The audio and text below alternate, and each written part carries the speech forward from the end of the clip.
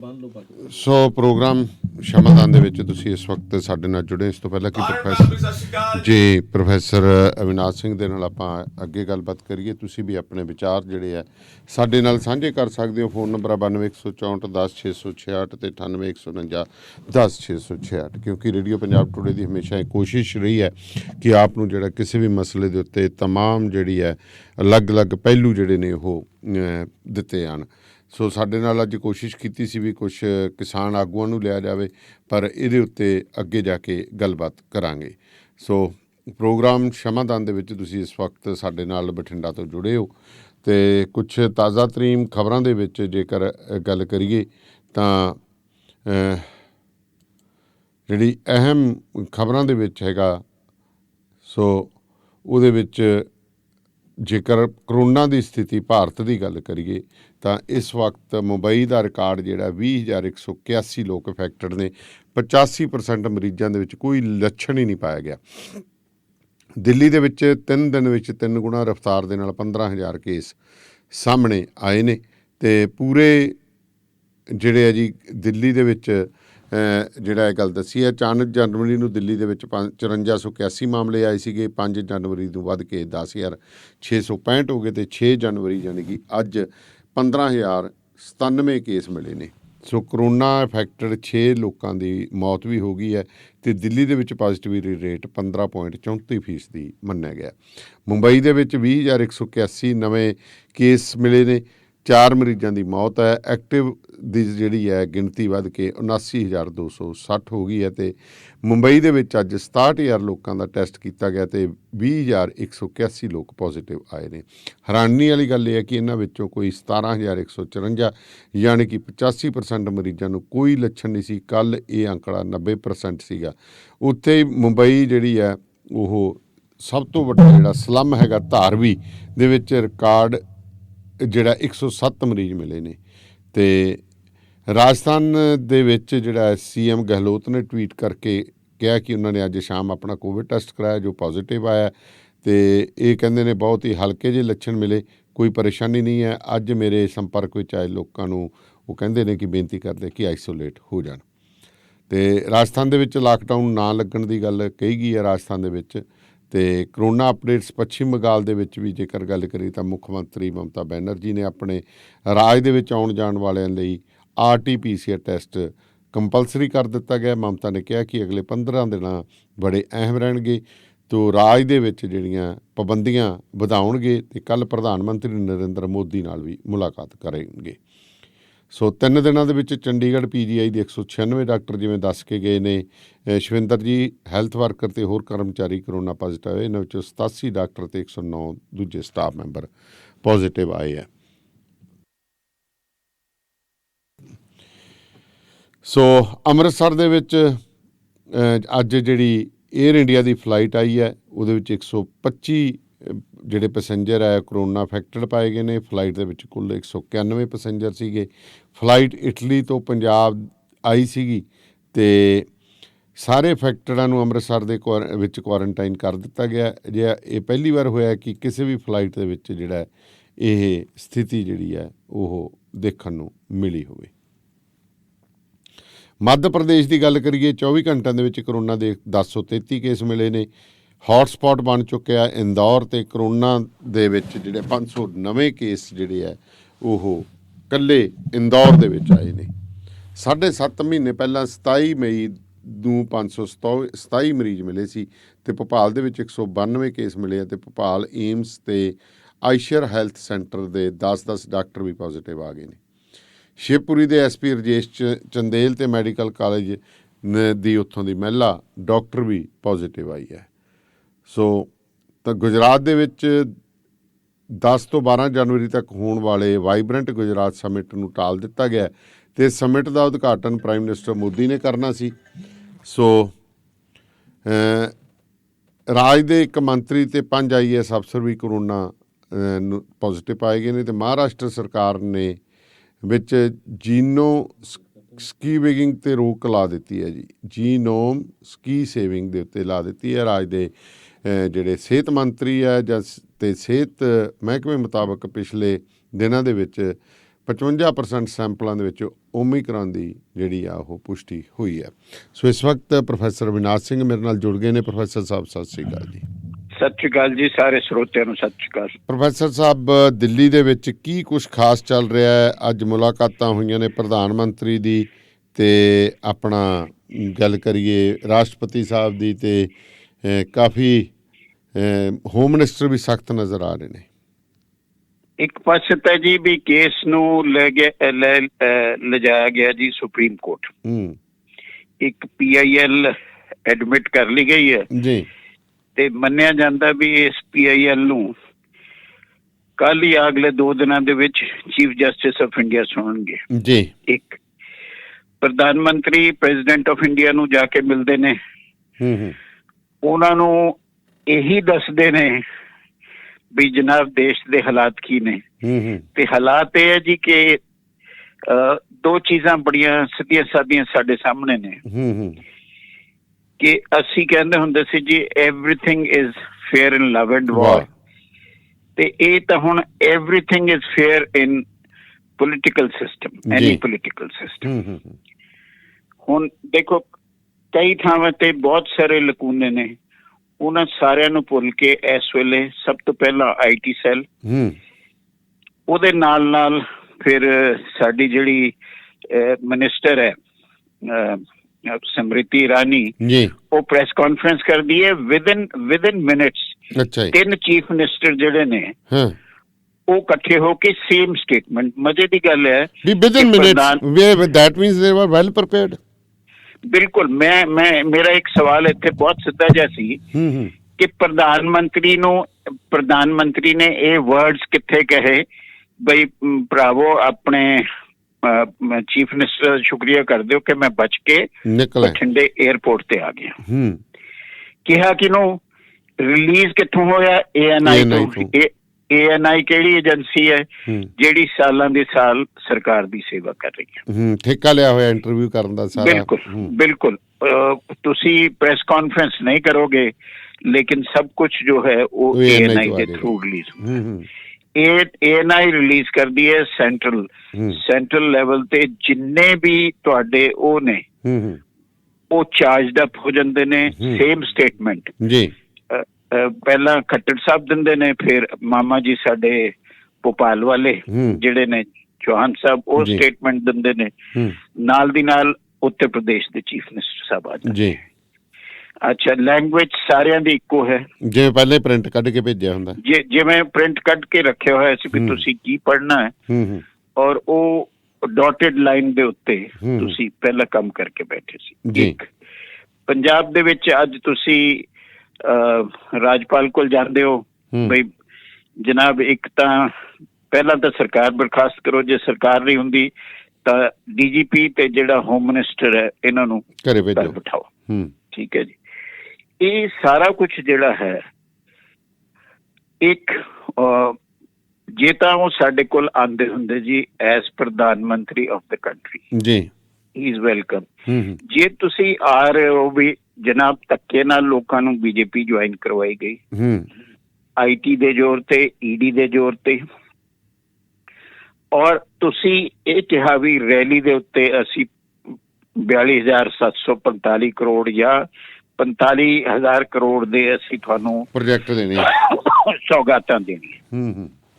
ਸੌਗਾਤਾਂ UP ਦੇ ਵਿੱਚ ਵੀ, ਸੌਗਾਤਾਂ ਜਿਹੜੇ ਉੱਤਰਾਖੰਡ ਦੇ ਵਿੱਚ ਵੀ, ਤੇ ਸੌਗਾਤਾਂ ਮਨੀਪੁਰ ਦੇ ਵਿੱਚ ਵੀ ਸਾਨੂੰ ਸਿਰਫ ਇਲੈਕਸ਼ਨ ਤੋਂ ਪਹਿਲਾਂ ਯਾਦ ਆਉਂਦੀਆਂ, ਬਾਕੀ ਟਾਈਮ ਅਸੀਂ ਭੁੱਲ ਜਾਂਦੇ ਹਾਂ। ਇਸ ਵੇਲੇ ਗੱਲ ਬੜੀ ਸਿੱਧੀ ਜੀ ਹੈ ਜੀ। ਤੁਸੀਂ ਜੇ ਕੁਛ ਧਾਂਦਲੀ ਕਰਨਾ ਚਾਹੁੰਦੇ ਹੋ, ਤੁਸੀਂ ਚਾਹੁੰਦੇ ਹੋ ਵੀ ਸੈਂਟਰ ਰੂਲ ਹੋ ਜਾਏ ਪੰਜਾਬ 'ਚ, ਤੇ ਅਸੀਂ ਕੁਝ ਕਰ ਲਾਂਗੇ, ਨਹੀਂ ਤਾਂ ਉਹਨਾਂ ਨੂੰ ਆਪਣਾ ਜਿਹੜਾ ਹੈ ਫਿਊਚਰ, ਇੰਨੀ ਮਿਹਨਤ ਮੁਸ਼ੱਕਤ ਤੋਂ ਬਾਅਦ ਉਹਨੂੰ ਆਪਣਾ ਫਿਊਚਰ ਜਿਹੜਾ ਹੈ BJP ਵਾਲਿਆਂ ਨੂੰ ਦਿਖਾਈ ਦੇ ਗਿਆ।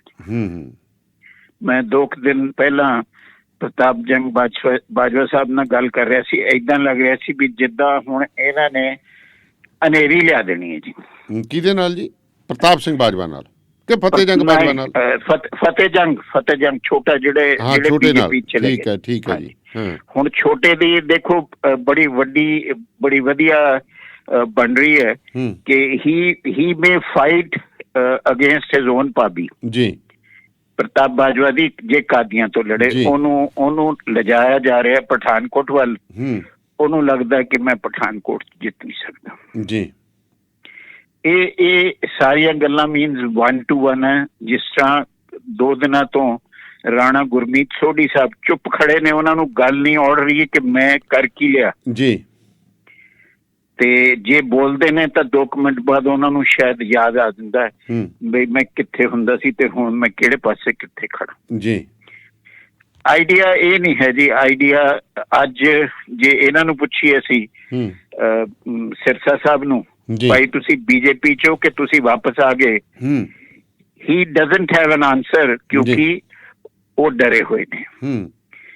ਤੇ ਜਿਹੜੀ ਡਰ ਦੀ ਰਾਜਨੀਤੀ ਹੈ ਨਾ ਜੀ, ਉਹ ਫਿਰ ਇੱਕ ਚੀਜ਼ ਤਾਂ ਤੁਸੀਂ ਮੰਨੋਗੇ, ਪੰਜਾਬ ਨੇ ਨਾ ਡਰ ਦੀ ਰਾਜਨੀਤੀ ਬਹੁਤੀ ਮੰਨੀ ਨਹੀਂ ਹੈ ਜਾਂ ਦੇਖੀ ਬਹੁਤ ਹੈ, ਇਸ ਲਈ ਸਾਨੂੰ ਡਰ ਤੋਂ ਡਰ ਨਹੀਂ ਲੱਗਦਾ ਜੀ। ਤੇ ਇਹੀ ਸਾਡੇ ਕੋਲ ਸਿੱਧਾ ਜਿਹਾ ਹੈ ਕਿ ਤੁਸੀਂ ਜਿੰਨੇ ਵੀ ਤੁਸੀਂ ਖੇਖਣ ਕਰਨੇ ਕਰ ਲਓ, ਲੇਕਿਨ ਜੇ ਤੁਸੀਂ ਕਹੋਗੇ ਤੁਸੀਂ ਫੇਅਰ ਐਂਡ ਫ੍ਰੀ ਇਲੈਕਸ਼ਨ ਦੇ ਵਿੱਚ ਤੁਸੀਂ ਜਿੱਤ ਸਕਦੇ ਹੋ, ਤੇ ਅੱਜ ਦੀ ਡੇਟ ਦੇ ਵਿੱਚ ਸਾਰੀ ਪਾਰਟੀਆਂ ਦਾ ਹਾਲ ਇੱਕੋ ਜਿਹਾ ਹੈ। ਪਰ ਅੱਜ ਦੀ ਡੇਟ ਦੇ ਵਿੱਚ ਜਿਹੜਾ ਤੁਹਾਡਾ ਨਵਾਂ ਕੰਬਾਈਨ ਬਣਿਆ, ਅਮਰਿੰਦਰ ਸਿੰਘ ਜੀ ਖਾਲੀ ਕੁਰਸੀਆਂ ਨੂੰ ਐਡਰੈਸ ਕਰ ਰਹੇ ਸੀ ਜੀ, ਉਹਨੂੰ ਤਾਂ ਨਹੀਂ ਝੁਠਲਾ ਸਕਦੇ। ਅੱਜ ਹੁਣ ਇਹਨਾਂ ਨੇ ਕਿਹਾ, ਆਪਣਾ ਜੈਵੰਤ ਸਿੰਘ ਕਹਿ ਰਹੇ ਸੀ ਕਿ ਜਨਾਬ 30,000 ਬੰਦਾ ਸੀ ਉੱਥੇ 1 ਵਜੇ ਤੱਕ। ਮੈਂ ਕਿਹਾ ਉਸ ਵੇਲੇ ਤੱਕ ਤਾਂ ਪ੍ਰਾਈਮ ਮਿਨਿਸਟਰ ਸਾਹਿਬ ਕਹਿ ਚੁੱਕੇ ਸੀ ਮੈਂ ਵਾਪਸ ਜਾ ਰਿਹਾ। ਤੇ ਜੇ ਬਿਲਕੁਲ ਉੱਥੇ ਮੈਂ ਸਰਬਜੀਤ ਮੱਕੜ ਜਿਹੜੇ ਜੁਆਇਨ ਕੀਤੇ ਉਹਨਾਂ ਨੂੰ ਮੈਂ ਦੇਖ ਰਿਹਾ ਸੀ, ਉਹ ਕਹਿ ਰਹੇ ਸੀਗੇ ਕਿਉਂਕਿ ਅਸਲ ਦੇ ਵਿੱਚ ਜਿਹੜੇ ਨਵੇਂ ਬੀਜੇਪੀ ਨਾਲ ਜੁੜੇ ਵਿਅਕਤੀ, ਉਹ ਕਹਿ ਰਹੇ ਸਾਨੂੰ ਨਾ ਤਾਂ MLA ਨੂੰ ਬੈਠਣ ਨੂੰ ਥਾਂ, ਨਾ ਕੋਈ ਅਰੇਂਜਮੈਂਟ, ਨਾ ਹੀ ਸਾਨੂੰ ਕੁਛ ਪਤਾ ਹੈ। ਠੀਕ ਹੈ ਜੀ। ਇੱਕ ਨਵਾਂ ਮੁੰਡਾ ਰਵੀ ਧਾਲੀਵਾਲ, ਉਹ ਕਹਿੰਦਾ ਜੀ ਕੈਂਸਲ ਹੀ ਕਰ ਦੇਣੀ ਚਾਹੀਦੀ ਸੀ ਜਦੋਂ ਤੁਹਾਨੂੰ ਪਤਾ ਵੀ ਮੌਸਮ ਖਰਾਬ ਹੈ। ਬਿਲਕੁਲ ਠੀਕ ਹੈ ਜੀ। ਹਾਂ, ਉਹ ਪੁਰਾਣੇ MLA ਸਾਹਿਬ ਨੂੰ ਅਸੀਂ ਵੀ ਸੁਣਿਆ ਜਿਨ੍ਹਾਂ ਨੇ ਕਿਹਾ ਵੀ ਸਾਡੇ ਬੈਠਣ ਦੀ ਥਾਂ ਨਹੀਂ ਹੈਗੀ, ਉੱਪਰ 22 ਬੰਦੇ ਬੈਠਣੇ ਹੈ। ਹੁਣ ਉਹਨਾਂ ਨੂੰ ਇਹ ਵੀ ਨਹੀਂ ਸੀ ਪਤਾ ਕਿ ਪ੍ਰਾਈਮ ਮਿਨਿਸਟਰ ਜਦੋਂ ਆਉਂਦਾ ਉਸ ਵੇਲੇ ਕਿੰਨੀ ਪ੍ਰਾਈਮ ਮਿਨਿਸਟਰ ਦੀ ਗਰਿਮਾ ਕੀ ਹੈ। ਉਹਨੂੰ ਤਾਂ ਇਹ ਪਤਾ ਮੈਂ ਲੀਡਰਾਂ ਤੇ ਇੱਥੇ ਮੈਂ ਸਟੇਜ ਤੇ ਸਾਰੀ ਜ਼ਿੰਦਗੀ ਬੈਠਣਾ ਤੇ ਹੁਣ ਵੀ ਬਹਿਣਾ। ਇਹਦੇ ਵਿੱਚ ਇੱਕ ਗੱਲ ਜ਼ਰੂਰ ਕਹਿਣਾ ਚਾਹਾਂਗਾ ਜੀ ਕਿ ਬਹੁਤ ਪ੍ਰਵੋਕ ਕੀਤਾ ਲੋਕਾਂ ਨੇ ਚੰਨੀ ਨੂੰ। ਚੰਨੀ ਸਾਹਿਬ ਨੇ ਇੱਕ ਤਾਂ ਆਪਾ ਨਹੀਂ ਖੋਇਆ, ਹੀ ਇਜ਼ ਕਾਮ ਕਲੈਕਟਿਡ ਐਂਡ ਉਹਦੇ ਜਵਾਬ ਬਿਲਕੁਲ ਠੀਕ ਠਾਕ ਨੇ ਜੀ। ਅਸੀਂ ਕੋਈ ਉਹਨਾਂ ਦੀ ਸਾਈਡ ਨਹੀਂ, ਕੋਈ ਪ੍ਰੇਜ਼ ਨਹੀਂ, ਅਸੀਂ ਤਾਂ ਇਹ ਕਹਿ ਰਹੇ ਹਾਂ ਵੀ ਤੁਸੀਂ ਪ੍ਰਵੋਕ ਬਹੁਤ ਕੀਤਾ। Person has been batting very well. ਬਈ ਜਿੱਦਾਂ ਦੇ ਇਸ ਵੇਲੇ ਸਿਚੁਏਸ਼ਨ ਹੈ ਜੀ, ਤੇ ਠੀਕ ਹੈ। ਬਾਕੀ ਤਾਂ ਜੋ ਕਾਂਗਰਸ ਦਾ ਹਾਲ ਹੈ ਸਾਨੂੰ ਪਤਾ ਹੈ। ਜਾਖੜ ਸਾਹਿਬ ਕਿਸੇ ਹੋਰ ਪਾਸੇ ਦੇਖਦੇ ਹੈ, ਪ੍ਰਤਾਪ ਬਾਜਵਾ ਨੂੰ ਆਪ ਸਮਝ ਨਹੀਂ ਆ ਰਹੀ, ਰਾਣੀ ਪ੍ਰਨੀਤ ਕੌਰ ਨੂੰ ਨਹੀਂ ਪਤਾ ਮੈਂ ਕਿਹੜੇ ਪਾਸੇ ਹਾਂ ਜੀ। ਤੇ ਮਹਾਰਾਜਾ ਸਾਹਿਬ ਆਪਣਾ ਵੱਖਰਾ ਕਰ ਰਹੇ ਹੈ। ਜਾਖੜ ਸਾਹਿਬ ਜਿਹੜਾ ਹੈ, ਜਾਖੜ ਸਾਹਿਬ ਨੂੰ ਇਹ ਨਹੀਂ ਪਤਾ ਕਿ ਮੈਂ ਸਿੱਧੂ ਵਾਲੇ ਪਾਸੇ ਹਾਂ ਕਿ ਮੈਂ ਚੰਨੀ ਵਾਲੇ ਪਾਸੇ ਹਾਂ ਕਿ ਮੈਂ ਇਕੱਲਾ ਹਾਂ, ਮੈਂ ਕਿਤੇ ਵੀ ਨਹੀਂ। ਹੁਣ ਅੱਜ ਉਹ ਵੀ ਗੱਲਾਂ ਕਰਦੇ ਹੈ ਬੀਜੇਪੀ ਵੱਲ ਦੀਆਂ। ਤੋ ਇਹ ਇੱਕ ਵਰਡ ਹੁੰਦਾ ਜੀ ਅੰਗਰੇਜ਼ੀ ਦਾ, ਟਰਨ ਕੋਟਸ ਜੀ। ਹਰ ਇਲੈਕਸ਼ਨ ਤੋਂ ਪਹਿਲਾਂ ਸਾਨੂੰ ਟਰਨ ਕੋਟਸ ਮਿਲਦੇ ਨੇ ਜਿਹੜੇ ਲਿਓਰਸ ਨਾਲ ਜਿੱਤੇ ਜਾਂਦੇ ਨੇ। ਥੋੜੀ ਦੇਰ ਬਾਅਦ ਉਹਨਾਂ ਨੂੰ ਆਪਣਾ ਵਾਪਸ ਆਉਣ ਦਾ ਉਹ ਮਿਲਦਾ ਹੈ। ਔਰ ਬੀਜੇਪੀ ਦਾ ਸਾਨੂੰ ਬਹੁਤ ਕਲੀਅਰ ਸੀ ਕਿ ਬੰਗਾਲ ਦੇ ਵਿੱਚ ਇਲੈਕਸ਼ਨ ਹੋਈ, ਤੁਸੀਂ ਬਹੁਤ ਬੰਦਿਆਂ ਨੂੰ ਡਰਾ ਕੇ ਬਹੁਤ ਸਾਰਿਆਂ ਨੂੰ ਬੀਜੇਪੀ ਜੁਆਇਨ ਕਰਵਾਈ ਜੀ। ਲੋਕੀ ਹੌਲੀ ਹੌਲੀ ਘਰ ਵਾਪਸੀ ਉਹਨਾਂ ਦੀ ਸ਼ੁਰੂ ਹੋ ਗਈ ਜਦੋਂ ਬੀਜੇਪੀ ਜੋ ਸਾਨੂੰ ਦਿਖਾ ਰਹੇ ਸੀ ਵੀ ਅਸੀਂ ਜਿੱਤ ਚੁੱਕੇ ਹਾਂ, ਉਸ ਤੋਂ ਬਾਅਦ ਜਦੋਂ ਨਹੀਂ ਜਿੱਤੇ ਤਾਂ ਘਰ ਵਾਪਸੀ ਉਹਨਾਂ ਦੀ ਹੋਈ। ਇਸੇ ਤਰ੍ਹਾਂ you have done in other states. Last time ਕੀ ਕੀਤਾ ਸੀ? ਲਾਸਟ ਟਾਈਮ ਤੁਸੀਂ ਯੂਪੀ ਦੇ ਵਿੱਚ ਡਿਨੋਮੀਨੇਸ਼ਨ ਕੀਤੀ ਸੀ, ਇਸ ਵੇਲੇ ਵੀ ਰੇਡ ਰਾਜ ਹੈ ਜੀ। ਸਿਰਫ ਇਹ ਹੈ ਕਿ ਡਰ ਤੁਸੀਂ 2002 ਤੋਂ ਗੁਜਰਾਤ ਤੋਂ ਸ਼ੁਰੂ ਕੀਤਾ ਸੀ ਜੀ, ਗੋਧਰਾ ਦੇ ਨਾਲ। ਔਰ ਉਹ ਡਰ ਦੀ ਰਾਜਨੀਤੀ ਅੱਜ ਤੱਕ ਚੱਲ ਰਹੀ ਹੈ, ਉਹਦੇ ਤੇ ਕੋਈ ਚੇਂਜ ਨਹੀਂ ਹੈ। ਤੇ ਜੋ ਵੀ ਹੋਇਆ ਦਾਨੇਵਾਲੀ ਸਾਹਿਬ ਅਨਫੋਰਚੂਨੇਟ ਹੈ। ਤੁਸੀਂ ਇਲੈਕਸ਼ਨ ਕਰਵਾਓ, ਠੀਕ ਠਾਕ ਤਰੀਕੇ ਨਾਲ ਕਰਵਾਓ। ਤੇ ਬਾਕੀ ਬਹੁਤ ਸਿੱਧਾ ਸੀ ਜੀ, ਕਸੂਰ ਤਾਂ ਸਿਰਫ ਬਾਦਲਾਂ ਦਾ ਜੀ। ਬਾਦਲਾਂ ਦਾ ਕਿੱਦਾਂ ਵੈਦਰ ਤੁਹਾਨੂੰ ਵੀ ਸਾਰਿਆਂ ਨੂੰ ਪਤਾ ਸੀ। ਜੇ 3 ਦਿਨ ਦੀ ਬਰਸਾਤ 5 ਦਿਨ ਪਹਿਲਾਂ ਸਾਨੂੰ ਸਾਰਿਆਂ ਨੂੰ ਪਤਾ ਸੀ। ਤੇ ਫਿਰ ਉਸ ਵੇਲੇ ਵੀ ਤੁਹਾਨੂੰ ਤੁਸੀਂ ਬਾਈ ਏਅਰ ਆਇਓ ਬਠਿੰਡਾ ਤੱਕ। ਔਰ ਬਹੁਤ ਠੀਕ ਠਾਕ ਗੱਲ ਹੈ ਜੀ ਕਿ 10-15 ਮਿੰਟ ਲਈ ਤੁਸੀਂ ਚੌਪਰ ਨੂੰ ਉਡਾਇਆ। ਚੌਪਰ ਵਾਪਸ ਆਇਆ, ਫਿਰ ਗਿਟਮਿਟ ਹੋਈ, ਉਹਨਾਂ ਨੇ ਕਿਹਾ ਜੀ ਬਾਈ ਰੋਡ ਜਾਵਾਂਗੇ ਜੀ। ਬਾਈ ਰੋਡ ਵੀ ਬਹੁਤ ਸਿੱਧਾ, ਵੀ ਜਦੋਂ ਕਿਤੇ ਪ੍ਰਾਈਮ ਮਿਨਿਸਟਰ ਨੇ ਨਿਕਲਣਾ ਹੁੰਦਾ 50 ਗਜ਼ ਤੇ ਸਿਕਿਉਰਿਟੀ ਹੁੰਦੀ ਹੈ ਜੀ। ਤੇ ਇਹ ਤਾਂ ਜਿਹੜਾ ਆਪਣਾ ਫੂਲ ਸਿੰਘ ਹੈ, ਇਹ ਤਾਂ ਪਹਿਲਾਂ ਹੀ ਉਹ ਗਿਆ ਹੋਇਆ ਸੀ ਬਈ ਉੱਥੇ ਘਿਰਾਓ ਕਰਨਾ ਜੀ ਡੀਸੀ ਸਾਹਿਬ ਦਾ। ਤੇ ਇਹਨਾਂ ਨੂੰ ਜਦੋਂ ਸਿਕਿਉਰਿਟੀ ਦੇਖੀ, ਸੁਰਜੀਤ ਸਿੰਘ ਫੂਲ, ਹਾਂਜੀ ਸੁਰਜੀਤ ਸਿੰਘ ਫੂਲ, ਬਿਲਕੁਲ ਠੀਕ ਹੈ ਜੀ, ਥੈਂਕ ਯੂ। ਉਹ ਆਪਣਾ ਉੱਥੇ ਖੜੇ ਹੋ ਜਾਂਦੇ ਹੈ। ਤੇ ਬਾਕੀ ਤਾਂ ਹੁਣ ਵੀਡੀਓਜ਼ ਹੈ ਜੀ, ਜਿੰਨੀਆਂ ਮਰਜ਼ੀ ਪਾਈ ਜਾਓ, ਜਿੰਨੀਆਂ ਮਰਜ਼ੀ ਤੁਸੀਂ ਕੱਟ ਐਂਡ ਪੇਸਟ ਕਰਕੇ ਸ਼ੋਅ ਕਰੀ ਜਾਓ।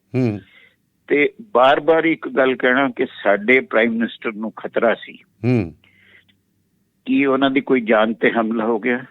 ਸਿਰਫ ਇਹ ਜ਼ਿੰਦਗੀ 'ਚ ਮੋਦੀ ਸਾਹਿਬ ਨੂੰ 15 ਤੋਂ 20 ਮਿੰਟ, ਐਕਚੁਅਲੀ ਤਾਂ 12 ਮਿੰਟ ਸੀ, ਕਿਤੇ ਵੇਟ ਕਰਨਾ ਪੈ ਗਿਆ। ਅਸੀਂ 2-2 ਘੰਟੇ ਵੇਟ ਕਰਦੇ ਹਾਂ ਜੀ ਜਦੋਂ ਇਹਨਾਂ ਨੇ ਲੰਘਣਾ ਹੁੰਦਾ ਜੀ। ਤੋ ਦੁਨੀਆ ਵੇਟ ਕਰਦੀ ਹੈ, ਵੇਟ ਕਰਨਾ ਪਿਆ। ਬਾਕੀ ਜੋ ਵੀ ਕੁਛ ਹੈ, ਜੇ ਅਸੀਂ ਕਹਾਂਗੇ ਕਿ ਸਿਕਿਉਰਿਟੀ ਲੈਪਸ ਜਿਹੜਾ ਹੈ ਉਹ ਪੰਜਾਬ ਪੁਲਿਸ ਦਾ, ਤੇ ਉਹਦੇ ਤੋਂ ਵੱਡਾ ਐਸਪੀਜੀ ਦਾ, ਤੇ ਉਸ ਤੋਂ ਵੱਡੀ ਜਿਹੜੀ ਫੇਲਿਅਰ ਹੈ ਉਹ ਤੁਹਾਡੀ ਸੈਂਟਰਲ ਇੰਟੈਲੀਜੈਂਸ ਦੀ ਜੀ। ਤੇ ਇਹ ਸਾਰਾ ਕੁਝ ਜਿਹੜਾ ਹੈ ਇਸ ਪਾਸੇ ਹੈ ਕਿ ਪੰਜਾਬ ਨੂੰ ਤੁਸੀਂ ਪੀਸਫੁਲ ਦੌਰ 'ਚ ਰਹਿਣ ਨਹੀਂ ਦੇਣਾ ਚਾਹੁੰਦੇ। ਆਹੀ ਹੈ ਨਾ ਜੀ, ਆਪਾਂ ਜਿਵੇਂ ਪਹਿਲਾਂ ਹੀ ਗੱਲ ਕਰ ਰਹੇ ਹਾਂ ਕਿ ਜਿਹੜਾ ਕਿਸਾਨ ਇਹਨਾਂ ਨੂੰ ਮੋੜਾ ਪਾਇਆ ਨਾ ਪੰਜਾਬ ਵਾਲਿਆਂ ਨੇ, ਉਹ ਚੁਭਣਾ ਇਹਨਾਂ ਨੂੰ ਸਾਰੀ ਉਮਰ। ਔਰ ਉਹ ਚੁਭੇਗਾ ਵੀ। ਔਰ ਹੁਣ ਤੁਸੀਂ ਇਹ ਦੇਖ ਲਓ ਵੀ ਉਹਨਾਂ ਨੇ ਫੇਰ ਕਹਿਣਾ ਵੀ ਦੇਖੋ ਜੀ ਅਸੀਂ ਤਾਂ ਪ੍ਰਧਾਨ ਮੰਤਰੀ ਵੀ ਰੋਕਤਾ। ਇਹ ਵੇਂਜੈਂਸ ਹੈ, ਇਹ ਵੇਂਜੈਂਸ ਹੈ। ਵੇਂਜੈਂਸ ਨਾਲ ਤੁਸੀਂ ਉਹ ਕਰੀ ਜਾਓਗੇ। ਤੇ ਉਹਨਾਂ ਦਾ ਜਿਹੜਾ ਆਈਟੀ ਸੈੱਲ ਹੈ ਉਹ ਬਹੁਤ ਸਟਰੋਂਗ ਹੈ, ਜਿਹੜੇ ਬੰਦੇ ਨੇ।